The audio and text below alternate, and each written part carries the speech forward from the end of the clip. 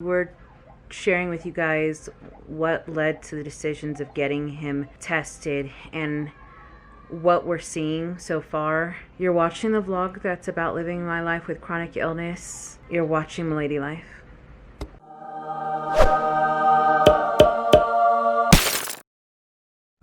Hi guys. Okay, so this video has been a couple months in the making. Basically, we've been noticing since he was about 1 year old things that were just a little bit different with Corin, and being told, oh, don't worry, he's just, you know, everyone does everything at their own time. Apparently our son's primary care doctor decided to go ahead and send us off a referral to be evaluated for autism early. So I now need to call them back and we need to get this phone call out. Can you give me the number please real quick? Okay.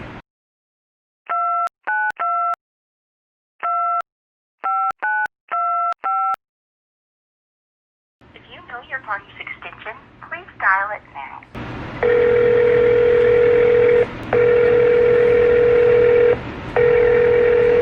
Hello? My name is Rachel Hetcher. I'm returning a call about an evaluation. Alright, so I pulled up the referral here in the meantime. We're currently in Colorado Springs area, right around early to mid-January for the first appointment, and then you'd have a series of 3 separate appointments, each scheduled about a week or 2 apart. So for those, we're doing through telehealth because of the COVID restrictions. Actually, I'm chronically ill, so my husband will be really the one who has to decide that, and your phone is breaking up really again. I'm just... Wow. Is there any possibilities that it might happen before January? Like, is there any way to be called if something comes available sooner? Basically, that was one of the local... was it ABA? This phone call I just had. They cannot see us till January, which then puts us in a kind of dire straits, because if it's not till like the end of January or through February, we're supposed to be packing up and out the door. And then it's a series. So first, they won't be able to see us till January. And then after that, it's a series of 3 different like meetings with us and meetings with Corin, like a mixture, before they can diagnose whether or not it's autism or some other type of behavioral issue, if that's what's going on.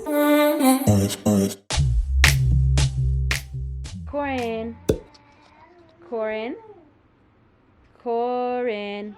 Hey, baby bear. Yeah?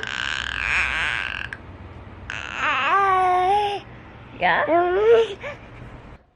He's trying to get us to open the door.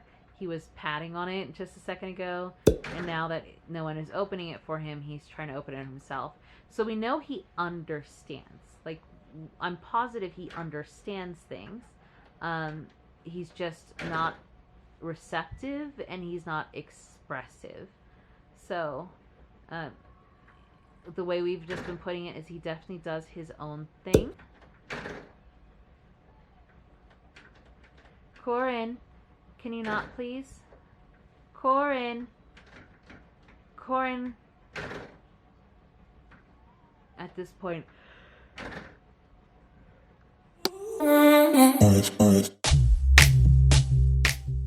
Good morning, my ladies and gents. We have speech therapy finally coming in. In fact, she is actually supposed to be here like right now this second. We're running around trying to just straighten up the house because, you know, toddler life and living in an apartment that's too small for us. And by the way, one of our pipes or something else in this apartment broke over the weekend, and they didn't fix it for the entire weekend. So now my house also smells a bit moldy because, you know, why would you come and respond to someone who said, hey, my water closet is flooding, please come fix this? Wait 2 days, then do it on the 3rd. Anyway, that's what today's been like. Basically, she says he is showing expressive and receptive speech delays. So I was correct in my feelings and thinkings about Corin and having speech delays and being like having the right as a parent to be concerned. We've been very hopeful that maybe it's just the reason why he's not responding because it's mommy and daddy will do anything for him. But even with her here, she was, saying his name, brand new person he's never met before, still not responding to it. And she did say that they're like half of the evaluation that she was doing was like precursors or pre-screenings for autism, but according to her as well, until he's 24 months, there's no real direct test that they have for that. Mommy's putting this up for you. Oh, and then he'll just come up here and play with it. Okay. Hi, you want to say hi to everybody? I don't know what you pushed on the back of the camera, but it's all weirdly blue. Can you see? It says, can you say hi? Can Corinne go, hi? Hi? Yay! You said hi. You said hi to the vlog. You said hi. Thank you.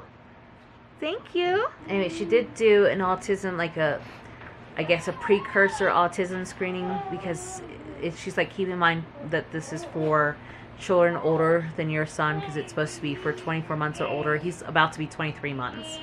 But she said basically he falls in the very high risk range when it comes to autism. So she's definitely putting in our occupational therapy consult. She's putting in the speech therapy consult.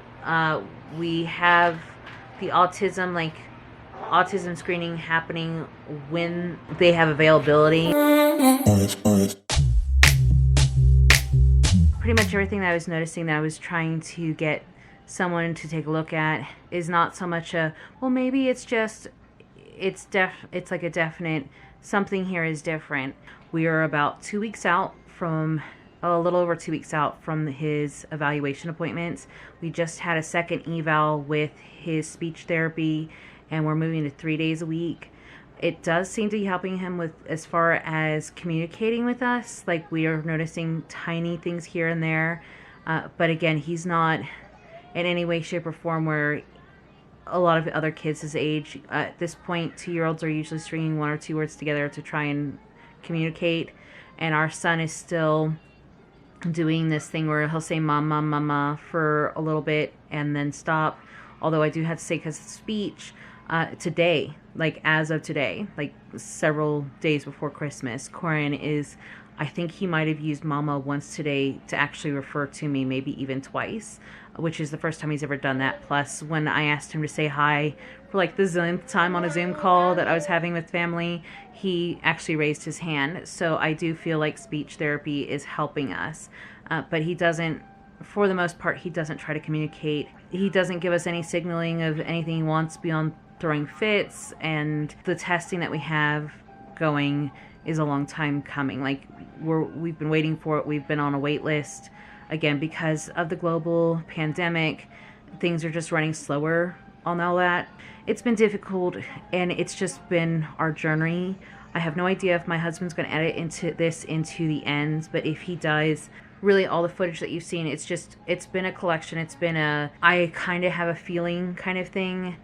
I know a lot of people are telling me I'm doing this early, but again, I feel like now at 24 months, I haven't done enough, and it just stinks because there's not really much we could have done. What's going on, it affects everybody. It doesn't just affect us. It doesn't just affect me because I'm chronically ill. People aren't able to do the things they would normally do, and they have caseloads here. And even when it comes to our in-service care, which would be in service or not, whether or not COVID was a thing, a speech therapist would still be coming through our home through the services that we have. There's bigger gaps in fewer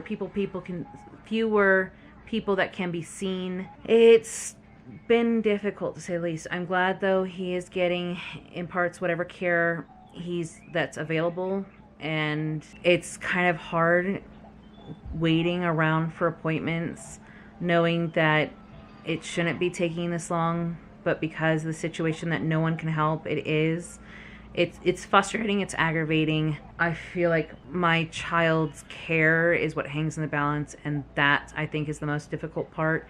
Otherwise, everyone else has been pretty wonderful that we've worked with. The situation itself is kind of miserable, but we'll hopefully have a better idea, or at least from what I understand now, the testing's not, like, we go in for the initial testing, but then he has to be seen by like 5 different people, and he has to actually go through several different evaluations before they'll call it autism. If it is autism, apparently there's something else, which is a sensory disorder, which I can't remember right now off the top of my head, that it might possibly be. We'll just have to wait and see. The only thing we know for sure is while he is stubborn, what's happening with him, these delays are not out of stubbornness, it's not out of laziness, it's just whatever's going on with him. And I've been told there's nothing we could have done to change it. No one really knows why. It could have been genetics, which autism is not something that runs in our genes.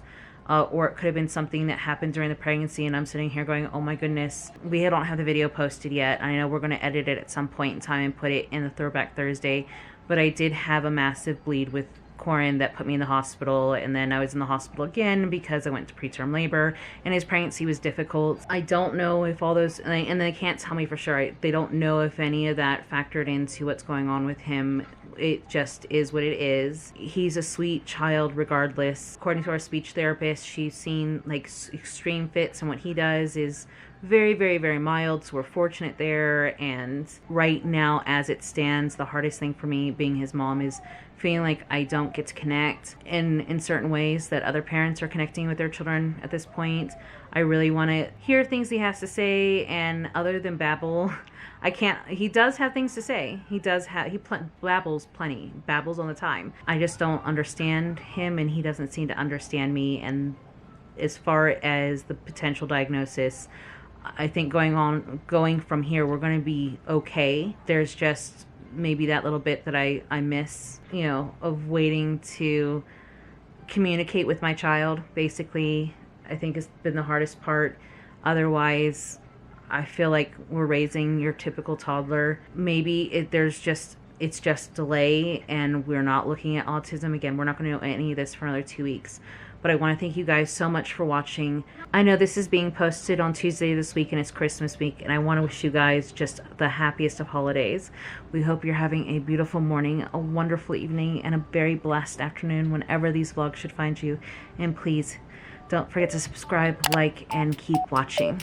Talk to you guys later. Bye.